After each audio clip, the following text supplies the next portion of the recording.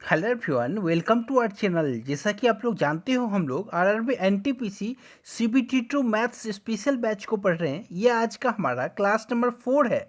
इससे पहले के 3 क्लासेस यदि अब तक आप लोगों ने नहीं देखा है तो आप लोग हमारे चैनल के प्लेलिस्ट सेक्शन पे जाओगे, वहाँ पे आपको RRB NTPC CBT two maths special के नाम से प्लेलिस्ट मिलेगा। वहाँ पे जा के आप लोग हमारे पुराने क्लासेस को कवर कर लेना। इस बैच का केवल एक मोटिव है कि आप लोग प्रश्न को देखते ही आंसर कैसे टिक कर दोगे, वो मैं आपको तरीका बताता हूँ। साथ ही साथ मैं आपको बेसिक कॉन्सेप्ट भी दे देता हूँ। फिर चलिए आज की क्लास की शुरुआत करते हैं। जो लोग चैनल पे नए हो, वीडियो को लाइक करके चैनल को सब्सक्राइब करके बेल आइकन को जरूर प्रेस करना, ताकि आपको आने वाले क्लासेस के नोटिफिकेशन मिल सके। ये जो क्लास है आपके लिए बहुत ज़्यादा इंपॉर्टेंट होगा। आप लोग कुछ दिन क्लास करके देखना, फिर ये पेपर में बैठोगे फिर आपको पता चलेगा ये क्लास कितना ज़्यादा इंपॉर्टेंस रखता है अपने आप में। चलिए फिर क्लास की शुरुआत करते हैं। आज का हमारा पहला प्रश्न है, यदि ए बी सी डी एक चक्रीय चतुर्भुज है और ए बी सी एक समबाहु त्रिभुज है, तो कौन सी डी ए आपको बताना है। तो देखो, मान लो ये एक चक्रीय चतुर्भुज है। अब जो भी आपसे कह रहा है, क्या कह रहा है, ए बी सी डी है ना, तो एक पुट करो, बी करो, सी करो, डी करो। ये हमारा चक्रीय चतुर्भुज हो गया। अब देखो, चक्रीय चतुर्भुज की जब बात आए, एक कॉन्सेप्ट याद रखना, इसी कॉन्सेप्ट पे बार बार सवाल पूछा जाता है। आमने सामने वाले कोण का जो सम होता है ना, वो 180 डिग्री का होता है चक्रीय चतुर्भुज में। यदि कोण बी यहाँ पे और कोण डी आमने सामने का कोण है, तो यहाँ पे आप लोग आसानी से कंपेयर कर सकते हो कि कोण बी प्लस कोण डी इक्वल्स टू 180 होगा, जबकि कोण ए प्लस कोण सी बराबर 180 होगा, क्योंकि ये दोनों आमने सामने की के कोण है। तो फिर चलिए इस कॉन्सेप्ट को ध्यान रखना। अब आपसे जैसा कहता हो वैसा हम लोग करेंगे। यहाँ देखो, कह रहा आपसे ए बी सी डी एक चक्रीय चतुर्भुज है। हमने यहाँ पे एक चक्रीय चतुर्भुज बना दिया, ये आपका चक्रीय चतुर्भुज रहा। जो कह रहा है वो लिखो, ए बी सी डी है तो हम लोग ए बी सी डी यहाँ पे नाम दे रहे हैं। उसके बाद आपसे कह रहा है ए बी सी एक समबाहु त्रिभुज है। अब ए हो गया, बी हो गया, सी हो गया, तो ये जो आपका एक है ना, ये आपका समबाहु त्रिभुज है। तो देखो, समबाहु त्रिभुज का एक कोण ये, एक कोण ये, एक कोण ये। अब ये जो समबाहु त्रिभुज है, तो समबाहु त्रिभुज यानी कि इक्विलेटरल ट्रायंगल, उसका क्या प्रॉपर्टी होता है, उसका प्रॉपर्टी होता है कि उसके सभी कोण जो होते हैं ना, वो 60 डिग्री के होते हैं। आप लोग इतना याद रखना। और सभी भुजा इक्वल होते हैं, ये तीनों भुजा आपस में समान होंगे। अब आपसे क्या कह रहा है, कोण सी डी ए का मान बताना है। यहाँ पे देखो आप लोग, ये हो गया कोण, यहाँ पे सी, ये हो गया डी, ये हो गया ए। आपसे पूछ रहा है कौन सी डी ए, यानी कौन डी पूछ रहा है यहाँ पे आपको आपसे। तो देखो हम लोग कैसे फाइंड करेंगे। कौन बी इक्वल्स टू क्या है, यहाँ पे 60 डिग्री है, क्योंकि ये एक इक्विलेटरल ट्रायंगल है। हम लोग जानते हैं इक्विलेटरल ट्रायंगल का सभी कोण 60 डिग्री का होता है। तो यहाँ से देखो, कोण बी के सामने कोण डी, तो यहाँ पे दोनों का सम 180 होता। यदि कोण बी अकेले 60 डिग्री का है, तो कोण डी कितने का होगा, तो 180 में से 60 घटाओगे 120 आंसर आएगा आपका। तो ऑप्शन नंबर 3 जो है ये इस प्रश्न का सही जवाब है। आशा करता हूँ आप लोग समझ पा रहे होंगे। तो वीडियो को लाइक करते चला करो, और आप लोग कमेंट कर सकते हो यदि आपको कहीं भी जरा सा भी परेशानी हो तो। चलिए चलते हैं नेक्स्ट सवाल पे हम लोग। क्वेश्चन नंबर 2 आपके सामने। ये जो प्रश्न है मेंसुरेशन का, बहुत फेमस प्रश्न है। इसे केवल आप लोग 5 से 10 सेकंड में सॉल्व कैसे करोगे, आइए हम लोग सीखते हैं। आपसे कह रहा है उन दो गोलों के आयतनों का अनुपात ज्ञात कीजिए जिनके वक्र पृष्ठों के क्षेत्रफल का अनुपात 1:4 है। यहाँ पे आपको फॉर्मूला याद होना चाहिए। गोले का वक्र पृष्ठ क्षेत्रफल क्या होता है आपका, तो आप लोग कहोगे 4πr² होता है। अब यहाँ पे देखो, दो गोले हैं, यहाँ पे पहले का रेशियो 1 है, दूसरे का 4 है, दोनों का मिला के रेशियो 1:4 में है। तो आप लोग पहले गोले का रेडियस r1 मानो, दूसरे का क्या करोगे 4πr2 मान लो, तो r2 का स्क्वायर हो जाएगा। फॉर्मूला होता है 4πr²। तो ये दोनों का रेशियो कितना गिवन है आपको, 1:4 है, तो 1/4 पुट कर दो। अब यहाँ पे जब सॉल्व करोगे आप लोग, 4π ऊपर का कट गया, नीचे का 4π दोनों कट के 1 हो गया। बाकी क्या बचा आपका, r1 का स्क्वायर, r2 का स्क्वायर। जब स्क्वायर को इधर लेके आओगे आप लोग, तो यहाँ पे क्या हो जाएगा, 1/4 का अंडर रूट हो जाएगा। जब इसे सॉल्व करोगे तो आएगा आपका 1/2। अब यहाँ पे देखो आप लोग, r1/r2 आपका आ गया 1/2। आज जब आगे आपसे कह रहा है उन दोनों गोलों के आयतनों का अनुपात, तो आप लोग जब आयतन निकालने जाओगे तो आयतन क्या होता है, 4/3πr³ होता है। तो r1 का होल क्यू, पहले का रेडियस, अपॉन दूसरे का करोगे 4/3 पाई आर क्यू, R2 का होल क्यू। अब इसे जब सॉल्व करोगे तो यहाँ पे 4/3 पाई ऊपर का, 4/3 पाई नीचे का कट के 1 हो गया। और यहाँ पे आपसे क्या पूछ रहा है, इसका मतलब R1 का होल क्यू निकालना था, R2 का होल क्यू निकालना था। तो देखो R1 कितना है, 1 है यहाँ पे, R2 कितना है, 2 है यहाँ पे। तो दोनों का क्यूब आपको बताना था। तो 1 का क्यूब करोगे 1 हो जाएगा, 2 का क्यूब करोगे 8 हो जाएगा, यानी कि 1/8 आपका सही जवाब था। तो आप लोग देखोगे ऑप्शन नंबर 3 जो है इस प्रश्न का बिल्कुल सही जवाब है। चलिए चलते हैं नेक्स्ट प्रश्न पे हम लोग। नेक्स्ट आपके सामने क्वेश्चन नंबर 3 सिंपल इंटरेस्ट का ये प्रश्न है। आपसे कह रहा है साधारण ब्याज की कितने प्रतिशत वार्षिक दर पर एक धनराशि 5 वर्ष में मूल धनराशि के 8/5 के बराबर हो जाती है। तो आप लोग जानते हो कि सिंपल इंटरेस्ट का फॉर्मूला क्या होता है, interest equals to P upon 100। अब यहाँ पे देखो आप लोग, इंटरेस्ट हमें निकालना है। तो इंटरेस्ट क्या हो जा रहा है, देखो कोई धनराशि आपका पी था, वो 5 वर्षों में 8/5 पी हो जा रहा है। तो पी से आपका 8/5 पी हो जा रहा है यहाँ पे।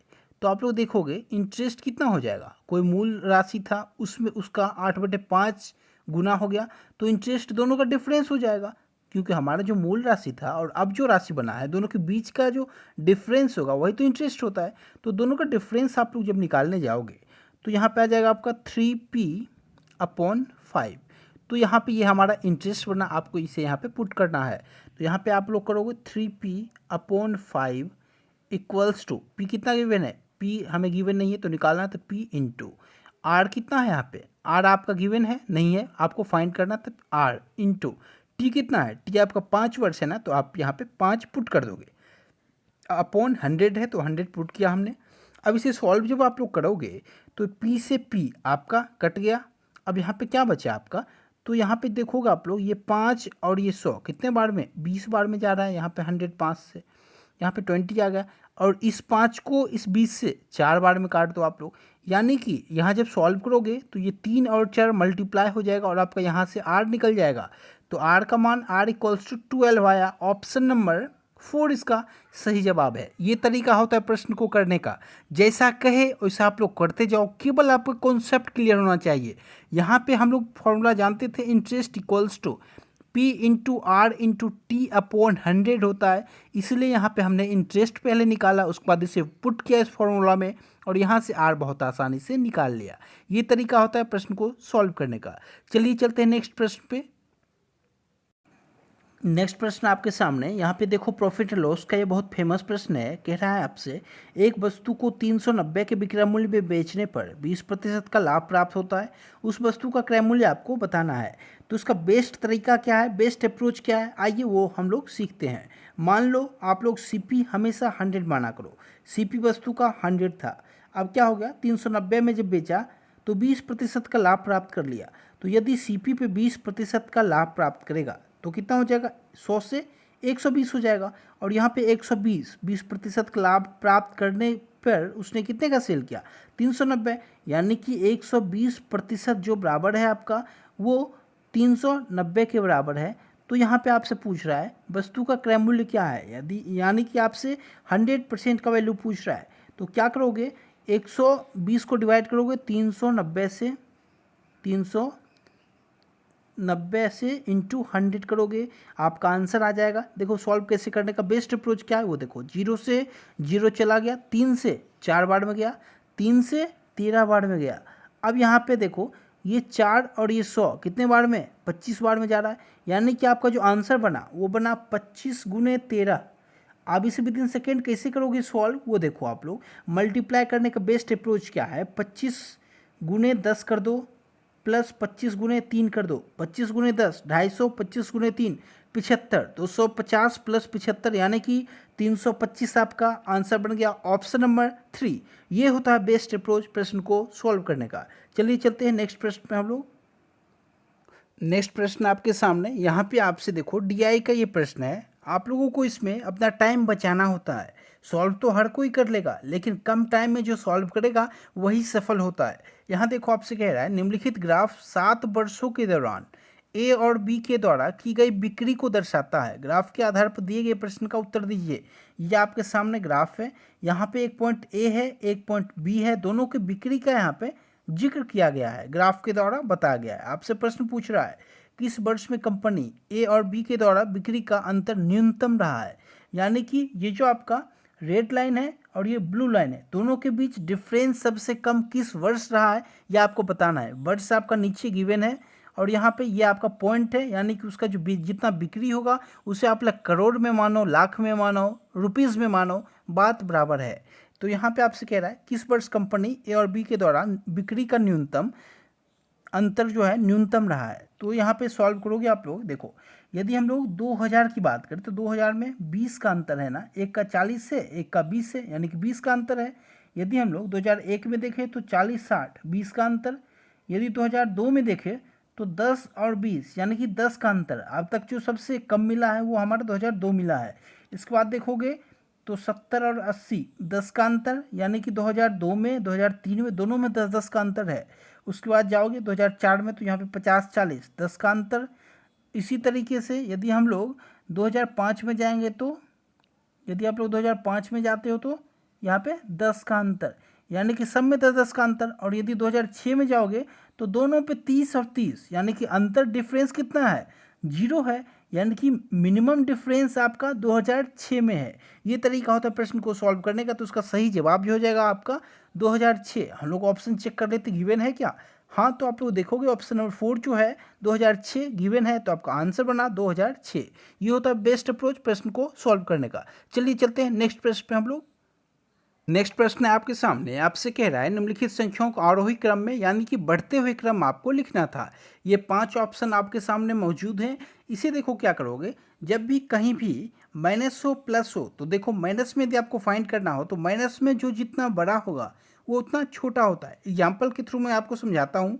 यदि आपसे कोई -2 कह दे और -1 कह दे तो इसमें सबसे छोटा कौन है दोनों में। यदि मैं छोटा की बात करूं तो सबसे छोटा आपका -2 है, फिर इससे बड़ा -1 है। तो ये तरीका होता है माइनस में काउंट करने का। माइनस में जितना बड़ा माइनस में उतना छोटा, ये होता है फैक्ट। यदि पॉजिटिव साइन के साथ होता तो सबसे बड़ा होगा, लेकिन यदि निगेटिव पॉइंट के साथ है तो आपका सबसे बड़ा जो होता है ना ग्रेटर, वो आपका छोटा हो जाएगा, सबसे छोटा जो होगा वो बड़ा हो जाएगा। ये कॉन्सेप्ट होता है, यानी कि माइनस में ठीक अपोजिट होता है। तो आपके सामने ये 5 ऑप्शन, इसको आरोही क्रम में सजाना है। तो देखो, ये प्लस है, ये प्लस है, तो प्लस का तो बड़ा होगा, ये हम लोग जानते हैं, लेकिन छोटा कौन होगा माइनस का। तो माइनस का ऑप्शन कौन सा है, 4 है, 1 है। इसमें सबसे छोटा कौन है, मैंने आपसे पहले ही कहा माइनस में यदि जो नंबर जितना बड़ा है वो उतना रियल में छोटा होता है। तो माइनस में -0.96 -0.64, इन दोनों में छोटा कौन है, तो आप लोग कहोगे -0.96 छोटा है, यानी कि फर्स्ट ऑप्शन आपका छोटा है। तो आप लोग इसे आरोही क्रम में सजाना के लिए क्या करोगे, फर्स्ट एक नंबर पर आपका, उसके बाद कौन सा आएगा, तो इससे बड़ा ठीक बड़ा कौन सा, ये है आपका 4, तो आप लोग 4 लिखोगे। इसके बाद इससे थोड़ा सा बड़ा कौन सा है, तो आप लोग पॉजिटिव में जाओगे तो प्लस में कौन सा है, तो प्लस में 0.24, इससे ठीक बड़ा तो 3 लिखोगे। इससे थोड़ा सा ऊपर बढ़ेंगे तो कौन सा उससे बड़ा है, तो आप लोग कहेगा ऑप्शन 5 जो है 0.58, तो 0.58, और उससे बड़ा 0.83, यानी कि सबसे बड़ा आपका ऑप्शन 2 है। तो इसे यहाँ पे हमने आरोही क्रम में सजा दिया। अब ऑप्शन में देखो ऐसा है क्या, आप लोग ऑप्शन चेक करोगे, ऑप्शन नंबर 3 जो है आपका 14352, 14352, तो हम लोग यहाँ से फाइंड कर सके जो ऑप्शन 3 आपका बिल्कुल राइट आंसर है। तो ये तरीका होता है प्रश्न को करने का। इसमें आपको बहुत सावधानियां बरतनी होती है, क्योंकि ये प्रश्न ऐसे प्रश्न होते हैं जहाँ आप लोग यदि मिस्टेक कर दोगे तो एग्जाम से बाहर हो सकते हो। तो चलिए चलते हैं नेक्स्ट प्रश्न में हम लोग। नेक्स्ट प्रश्न आपके सामने, ये जो आपका प्रश्न है ये एजेज का प्रश्न है। ये आपसे मैथ्स में ही पूछ लिया जाता है और रीजनिंग में भी पूछ लिया जाता है। इसे सॉल्व करने का मैं आपको 2 तरीका बता देता हूँ। एक तरीका जिससे आप लोग प्रश्न देखते ही आंसर टिक कर दोगे, और दूसरा तरीका जिसमें आपका कॉन्फिडेंस बूस्ट होगा, आप लोग बेसिक तरीका से भी कर सकते हो। दोनों में आपका टाइम कम ही लगना है। तो देखो कैसे आप लोग सॉल्व करोगे। पहले मैं आपको ट्रिक बता देता हूँ। वर्तमान में एक माँ की आयु उसकी पुत्री की आयु की 3 गुनी है। 5 वर्ष पहले उसकी आयु उसकी पुत्री की आयु की 4 गुनी थी, तो पुत्री की वर्तमान आयु ज्ञात कीजिए। आप लोग ऑप्शन से करना सीखो। सबसे फर्स्ट ट्रिक, अब देखो मैंने ऑप्शन 4 को सही माना कुछ टाइम के लिए, तो देखो यदि ऑप्शन 4 को सही मानोगे 20, तो देखो पुत्री की वर्तमान आयु ज्ञात करनी थी, यानी कि हम लोग मान चुके हैं पुत्री की वर्तमान आयु 20 वर्ष है। तो वर्तमान में माता की आयु उसकी पुत्री की 3 गुनी है, तो उसकी माता कितनी आयु की हो गई, 60 वर्ष की रही होगी। तो आपसे कह रहा है 5 वर्ष पहले उसकी आयु उसकी पुत्री की आयु से 4 गुनी थी। अब यहाँ पे यदि माता की वर्तमान आयु 60 वर्ष है, तो 5 वर्ष पहले कितनी रही होगी, तो 5 वर्ष पहले आप कहोगे 55 वर्ष रही होगी। तो उसके बाद कह रहा है जबकि उसकी पुत्री का 5 वर्ष पहले 15 वर्ष रही होगी। तो अब आपसे कह रहा है जो 5 वर्ष पहले उसकी आयु उसकी पुत्री की आयु से 4 गुनी थी, तो देखो 15 और 55, यदि हम 15 को 4 से गुना करेंगे तो 60 होना चाहिए, यहाँ 55 ही है। लेकिन तो इसके अकॉर्डिंग यहाँ इनका जो स्टेटमेंट है वो गलत हो गया, यानी कि ये जो हमारा ऑप्शन नंबर 4 है ये यहाँ पे गलत ऑप्शन है। तो हम लोग ऑप्शन नंबर 3 को यहाँ पे सर्च करेंगे। देखो 15 हमने माना पुत्री की वर्तमान आयु, यदि पुत्री 15 की है तो माता की वर्तमान आयु तो नहीं है पुत्री की, तो माता की वर्तमान आयु हो गई 45 ईयर्स। अब आपसे कह रहा है 5 वर्ष पहले उसकी आयु उसकी पुत्री की आयु से 4 गुनी थी, तो 5 वर्ष पहले माता की आयु क्या रही होगी, तो 5 वर्ष पहले 40 वर्ष की रही होगी माता, जबकि उसकी पुत्री कितनी 10 की रही होगी। और आपसे कह रहा है 5 वर्ष पहले पुत्री की आयु माता की आयु की 1/4, यानी कि माता का जो आयु था वो चौगुना था, 4 टाइम्स था, यानी पुत्री 10 की है तो माता 40 की है। इस स्टेटमेंट को बिल्कुल सही ठहरा रहा है, यानी कि हमारा ऑप्शन नंबर 3 इस प्रश्न का सही जवाब है। तो 15 वर्ष पुत्री की आयु और माता की आयु जो है वो 45 वर्ष है वर्तमान आयु। अब मैं आपको बेसिक तरीका बता देता हूँ जिससे आप लोग सॉल्व कर पाओ। यहाँ देखो वर्तमान में एक माता की आयु उसकी पुत्री की आयु की 3 गुनी है। एक्स मान लो यहाँ पे पुत्री है, तो माता की कितनी है 3x हो गई, 3x माता। अब आपसे जैसा कहे वैसा करते जाओ। 5 वर्ष पहले उनकी आयु उसकी पुत्री की आयु से 4 गुनी थी, तो 5 वर्ष पहले माता की आयु क्या हो रही होगी, यदि अभी 3x वर्ष है तो 5 वर्ष पहले -5 कर दोगे आप लोग, इक्वल्स टू पुत्री की आयु 5 वर्ष पहले x है ना अभी, तो 5 वर्ष पहले x - 5। कितनी गुनी है माता की आयु, तो माता की आयु 4 गुनी थी, तो यहाँ पे यदि पुत्री को हम लोग 4 से मल्टीप्लाई करेंगे तभी तो माता की एज के इक्वल हो पाएगा। तो जो स्टेटमेंट हमसे कह रहा था मैंने उसे पुट कर दिया। अब इसे सॉल्व करोगे तो 3x - 5 है यहाँ पे, और यहाँ पे यदि देखोगे आप लोग तो 4x - 20 है, तो यहाँ पे देखो 3x - 5 है।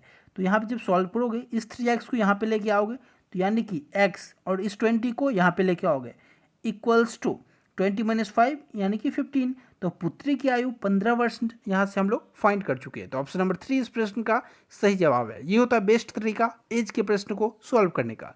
चलिए चलते हैं आज के आखिरी प्रश्न पे। नेक्स्ट प्रश्न आपके सामने, ये हमारा आज का आखिरी प्रश्न है। ये अलजेब्रा का बहुत फेमस प्रश्न है। अब देखो इसमें आपको वैल्यू पुटिंग के पीछे टाइम वेस्ट नहीं करना होता है, क्योंकि यहाँ पे 3 इक्वेशन है और आपके पास 3 वेरिएबल है, तो उसमें वैल्यू पुट करना या फिर किसी वैल्यू को गेस करना थोड़ा मुश्किल होता है, आपका टाइम वेस्ट हो सकता है। तो उसके लिए हम लोग डायरेक्ट फॉर्मूला पुट कर देंगे। अब देखो AQ + BQ + CQ, इसका 3 फॉर्मूला है अपने सामने। तो 3 फॉर्मूला में आपके सामने जो है ना, उसमें कौन सा बेस्ट है जो कि यहाँ पे काम कर जाए वो आपको खुद से गेस करना होगा। आप केवल आप लोग फॉर्मूला रट के रखो, और आपको वहाँ पे कॉमन सेंस अप्लाई करना होता है एग्जाम में कि यहाँ पे कौन सा फॉर्मूला काम आए। यहाँ पे देखो हम लोग वैसा फॉर्मूला का यूज़ करेंगे जहाँ पे A + B + C का काम आ जाए, ABC का आ जाए और AB BC CA का आ जाए। तो उसका जो एक फॉर्मूला होता है आप लोग नोट कर लो, बहुत इंपॉर्टेंट फॉर्मूला, ये न्यू फॉर्मूला है आपका। इस पे देखा गया है कि लास्ट ईयर SSC से लेकर रेलवे में सभी शिफ्ट में एक सवाल रहे हैं, तो आपके CPT 2 एग्जाम में भी एक सवाल दिखेंगे। फॉर्मूला आप लोग नोट करो, क्या होता है formula, AQ + BQ + CQ minus, note कर लो बहुत इंपॉर्टेंट है, 3ABC इक्वल्स टू क्या हो जाएगा आपका A + B + C। यहाँ पे ब्रैकेट बंद करो। इस फॉर्मूला में जैसे चीज़ मैं लिख रहा हूँ आप लोग पुट कर देना है यहाँ पे, इंटू A + B + C, इसका क्या है होल स्क्वायर है आपका, होल स्क्वायर माइनस 3 इंटू क्या हो जाएगा AB BC और यहाँ पे CA। तो यहाँ पे इस फॉर्मूला पे आप लोग जब पुट करोगे तो आपका आंसर निकल के आ जाएगा। देखो ये तो आपको इसका वैल्यू फाइंड करना है, तो इसे यहाँ पे रहने दो। यहाँ पे -3 ABC है ना, तो क्या करोगे, -3 इंटू ABC कितना 168, 168 यहाँ पे पुट कर दोगे इक्वल्स टू ABC कितना है 17 है, तो 17 इंटू यहाँ पे क्या है आपका ब्रैकेट, मझली ब्रैकेट के अंदर A+B+C का होल स्क्वायर, A+B+C 17 है, 17 के स्क्वायर 289 -3 इंटू क्या है आगे A+B+AB BC CA कितना 94, तो 3 इंटू आपका 94 हो जाएगा यहाँ से। इसे जब सॉल्व करोगे तो आपका आंसर निकल के 623 आ जाएगा, ऑप्शन नंबर 2।